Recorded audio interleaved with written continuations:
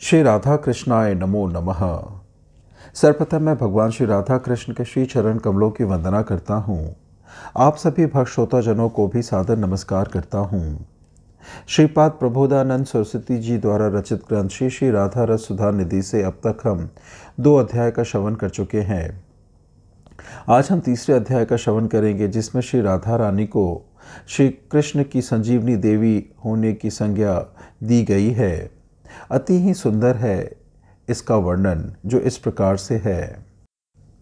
जो दिव्य आनंद रस सारूपी निजांग संग सुधा तरंग समूह द्वारा सर्वोत्त भावेन अभिषिक्त कर कोटि कंदर्प शरो से मूर्छित श्री नंद नंदन को संजीवित कर रही है, ऐसी कोई अनिर्वचनीय निकुंज देवी सत्वोत्कर्ष के साथ विराजमान है। श्रीपाद ग्रंथकार ने साधक वेश में 3 श्लोकों में श्री राधा की चरण रेणु का महिमा वर्णन किया है। श्री चरण रेणु की कृपा से प्रेमानंद के विकास से सिद्धदेह में वे स्वयं को अभिष्ट के निकट ही समझ रहे हैं। कैसा मधुर राधा दास, जहाँ साधक वेश में भी सिद्धदेह की झंकार विद्यमान रहती है। आवेश शांद्र होने पर अभिष्ट वस्तु के अनुभव के लिए अलग से चेष्टा नहीं करनी पड़ती। सिद्ध देह में भी अभिष्ट के निकट हूँ, साधक को ऐसा लगता है। साधक की साधन भूमि पर स्वरूप के साथ देहावेश का मिश्रण होता है। देह दैहिक के संबंध की बात याद आती है। भक्ति साधना में भाव या रसितर पर साधक की जीवन मुक्ति होती है। श्रीपाद विश्वनाथ चक्रवर्ती माधुर्य कदम्बनी ग्रंथ में सप्तम वृष्टि में भाव भक्ति दशा में साधक के चित्त की अवस्था का वर्णन करते हुए लिखते हैं। अहंत च प्राप्स्यामाने सेवाप्ययोगिनी सिद्ध देहे प्रवशंत तीव साधक शरीर प्रायो जाहतीव विराजेत। ममता च तच्चरणारविंद मकरंद एवं मधुकरी भवित तुम प्रक्रमेतीति। भाव भक्ति स्तर पर साधक की अहंता सेवक योग सिद्ध देह में प्रवेश कर साधक देह को का त्याग करके ही रहा करती है, और ममता अभिष्ट के चरण विंद का मकरंद पान करने के लिए उत्सुक होती है।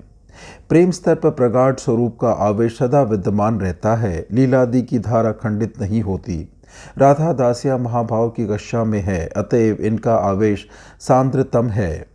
श्री राधा किंकरियों की भाव परिपाटी का बोध न रहे तो इनके अनुगत्य में सेवा भावना संभव नहीं होती, और निजाभिष्ट श्री कृष्ण प्रेष्ठ के भावानुगत्य के बिना ब्रजरस की सिद्धि नहीं होती। श्री लठाकुर महाशय की प्रार्थना में आता है, प्राणेश्वरी ऐबार करुणा कर मोरे, दशनेत्र तृण धरी अंजलि मस्तक करी, ऐजन निवेदन करे। प्रिय सचरी संगे सेवन करिवे रंगे, अंगे वेश करिवेक साधे, राख ए सेवा काजे, निद पंकजे प्रिय सहचरी गण माझे। सुगंधन चंदन मणिमय आभरण, कौशिक वसन नाना रंगे। ऐ सब सेवा जार, दासी जैन है ता निरंतर था की तार संगे। राधा किंकरियों के इस प्रकार की अनुगत्यमय सेवा लालसा जीवन भर रहती है। यही राग साधकों की उपासना का सौंदर्य है। श्रीपाद ग्रंथकार नित्य सिद्ध परिकर हैं। इनकी अनुभव में महावाणी के श्रवण कीर्तन से इनके अनुगत्य की सिद्धि होती है। श्री राधा रानी की पदरेणु की स्मृति रस में निमग्न श्रीपाद का चित्त मन लीला राज्य में चला गया है। उन्हें एक मधुर लीला स्फूर्ति हुई है। वासंती पूर्णिमा की रात है। आकाश में उदयमान चंद्र को देख श्री कृष्ण को राधा वदन की याद आई। उन्होंने बड़े ही गुप्त रूप से वृंदावन आकर ब्रज सुंदरियों का चित्ताकर्षक मोहन वंशीनाद किया। वंशीनाद के विपुल आकर्षक से श्री राधा दी ब्रज सुंदरियां वंशीधारी के निकट आकर एकत्रित हो गई। यमुना के परिसर तट पर रास क्रीड़ा की तैयारी है। शिलशति कामपि चुंबति कामपि रमति राममम। श्रीहरि किसी को आलिंगन कर रहे हैं, किसी का चुंबन कर रहे हैं, किसी के साथ विहार कर रहे हैं। ऐसा विहार देकर श्रीमती के मदे तामय प्रेम में मान का उदय हुआ। साधारण प्रेम देखी सर्वोच्च समता, राधादार कुटिल प्रेम हैल वामता। क्रोध करी रास छड़ी गेला मान करी, तारे ना देखिया व्याकुल हैला श्रीहरि।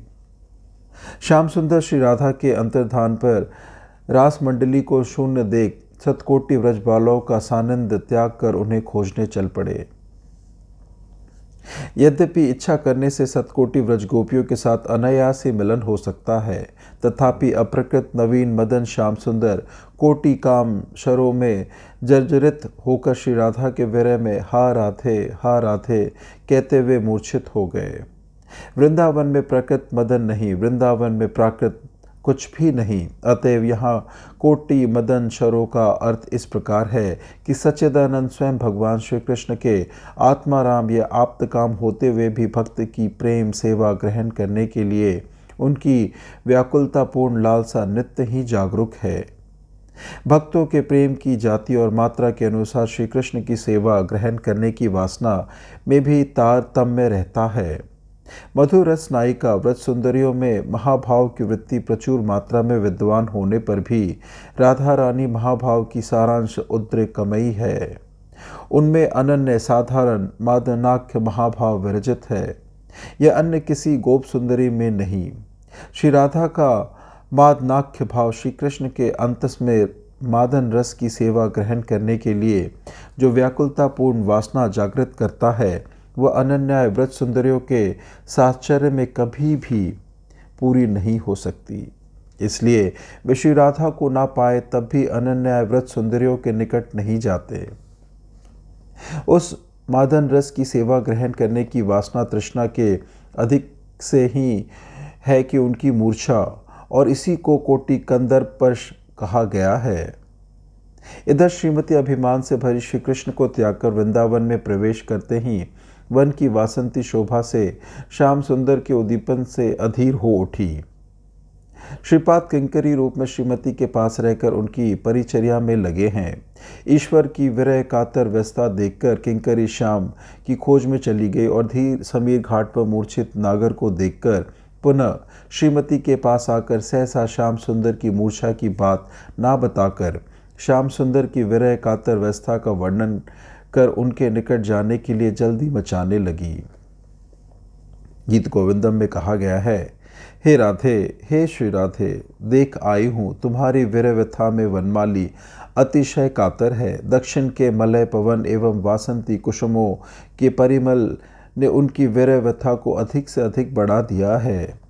चंद्र की किरण माला के स्पर्श से वे तुम्हारे बिना मृत प्राय हो गए हैं और मदन के निष्ठुर वानों से जर्जरित होकर विलाप कर रहे हैं। भौरों का गुंजन सुनकर हाथों से अपने कान ढक रहे हैं। आज की रात उनकी विरह वेदना समाधिक बढ़ रही है और तुम्हारे बिना क्षण भर काटना भी अति असहनीय हो गया है। सुख का आलय त्याग कर वे तुम्हारे लिए कांटकर्णीय वन प्रदेश में लोट पोट रहे हैं और तुम्हारा नाम लेकर भारी विलाप कर रहे हैं। इस प्रकार श्याम सुंदर की विरह ज्वाला शांत करने के लिए किंकरी ने श्रीमती को प्रबल प्रेरणा और उत्साह प्रदान किया। उत्कंठिता श्रीमती प्राणनाथ की विरह व्यवस्था की बात सुनकर किंकरी के साथ धीर समीर आई। वहां उन्होंने अनंग वाणों से मूर्छित नायक को देखा। श्रीमती प्रियतम की दशा देखकर अति कातर हो गई और श्याम सुंदर की मूर्छा दूर करने की चेष्टा करने लगी। आनंद चिन्मय रस प्रेमे आखार, प्रेम को आनंद चिन्मय रस कहा गया है। उस प्रेम रस का भी सार है जिनका श्री अंग संग प्रेम मेर परम सार महाभाव जानी, से महाभाव रूपा राधा ठकुरानी। महाभाव रूपा श्रीमती कल्लोलित मादन राज सिंधु की तरंगावली द्वारा मूर्छित नायक को हर प्रकार से अभिषिक्त कर रही हैं। बाहुन मृणाल पाश में आबद कर वदन चुंबनों से अधरा में सिंचन करने लगी। जैसे कोई वीर पुरुष शत्रु के बाणों से जर्जरित होकर मूर्छित हो जाता है तो संजीवनी महाऔषध युक्त शीतल जल के निषेचन से उसकी मूर्छा दूर की जाती है और होश में आने पर वह वीर पुरुष पुनः शक्ति प्राप्त कर युद्ध के लिए तैयार हो जाता है। उसी प्रकार मूर्छित नागराज प्रियतमा के अंग सौरभ स्पर्शामृत एवं अधरामृत के प्रभाव से पुनः प्रगतिस्थ और प्रेम प्रफुल्लित हो गए। इसके बाद रहस्यमय कुंज में श्री युगल ने प्रवेश किया। भावी विलास का अनुभव प्राप्त कर दासियों ने विलास कुंज पहले से ही सजा रखा है। रमणीय पुष्पशैया, पुष्पों के तकिए, सुगंधित झारी, अगुरु, चंदन, मृगमद और अलतादि वेश सामग्री यथास्थान सुशोभित है। कुमकुम घिसे रंगों से कुंज द्वार पर कामचित्र अंकित है।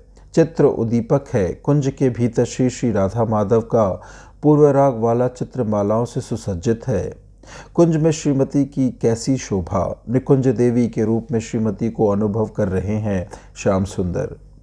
देहि कही दयोत्माना परमा सुंदरी, किवा कृष्ण क्रीड़ा पूजार वसती नागरी।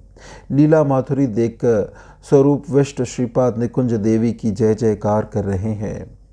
जयति कापी निकुंज देवी, जय जय निकुंज देवी, तुम सर्वोत्कर्ष के साथ विराजमान हो। जयति इस वर्तमान प्रयोग में लीला की नियता की भी सूचना दी गई है। श्रीपाद ने पिछले श्लोक में स्वरूपावेश में अपनी ईश्वरी को निकुंज देवी के रूप में अनुभव किया है। देवी अर्थात आराध्या।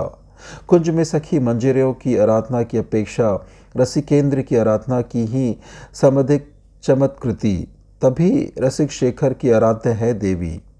प्रिया जी के साथ जब कुंज में प्रवेश किया तब प्रिया की प्रीति से उनका हृदय भरा हुआ था। कुंज देवी के रूप में अनुभव किया है, इसलिए प्रिया जी की थोड़ी सेवा करने की वासना है। किंकरियों की सहायता से प्रिया जी के चरण धोकर उन्होंने प्रेम से पीतांबर से उन्हें पोंछ दिया। श्याम सुंदर की इच्छा समझकर किंकरिया फूल ले आई है। श्याम सुंदर जय प्रेममयी कहकर श्रीमती के चरणों में पुष्पांजलि देकर प्रणत हो गए हैं। आंखों से अश्रु बह रहे हैं। प्रणित द्वारा श्री राधा का पाद स्पर्श श्री श्याम सुंदर का रात्सोत्सव है। उस समय अनुगत नायक का वदन देखकर श्रीमती की कैसी अपूर्व शोभा। श्रीमुख पर कैसी कैसी श्रृंगार रसमय लीलाओं की भी अभिव्यक्ति है। मनोहर लावण्य राशि सहित भुवनेन्द्रादि की विचित्र भंगिमाओं का प्रकाश भी है। मुक्ता के भीतर से जैसे एक प्रकार की कांति या छटा छिटकती है, यदि अंग प्रत्यंग से उसी प्रकार की कांति या दीप्ति निकले तो उसी को लावण्य कहा जाता है। श्रीमती की मुख छवि से रह रहकर कांति धारा बह रही है। भुवनेन्द्रादि की कैसी अपूर्व भंगिमा है। ललित अंग अलंकारों से विभूषित है, जिसमें अंग प्रत्यंग की विनय भंगिमा सौकुमार एवं भूविक्षेप का मनोहारित्व प्रकाशित होता है। फिर श्री राधा का वदन चंद्र रस सिंधु का सार है। जैसे क्षीर सागर के मंथन से उसका सार रूप सुधा निधि चंद्र प्रकट हुआ है, उसी तरह प्रेम रस सिंधु का सार है श्री राधा का अकलंग वदन चंद्र। प्रेम रस के एक एक कण की स्फूर्ति से ब्रह्मा नदियों के मन भी तत्क्षणात ब्रह्मानंद से विराम पाकर प्रेमानंद लाभ के लिए पागल हो उठते हैं। जिस प्रेम की अति लघु लवंकुर की स्फूर्ति ब्रह्मा नदी मुनियों के अंतर्मुखी मन को मोक्षानंद से तत्क्षणात हटा देती है, हे मुकुंद, तुम्हारे उस प्रेम की प्रार्थना करने का साहस कौन करेगा। अतएव तुम यही कृपा करो कि जन्म जन्म में मेरी प्रेम लाभ करने की स्पृहा बढ़ती रहे। इस प्रकार से श्री श्री राधा रस सुधा निधि से आज तीसरे अध्याय की संपन्नता होती है, जिसमें हमने श्री राधा रानी के भगवान श्री कृष्ण के संजीवनी देवी होने के वर्णन का श्रवण किया। श्रवण करने के लिए और अपना बहुमूल्य समय देने के लिए आपको धन्यवाद। त्रुटियों के लिए क्षमा प्रार्थी हूँ। श्री राधा कृष्णाय नमो नमः।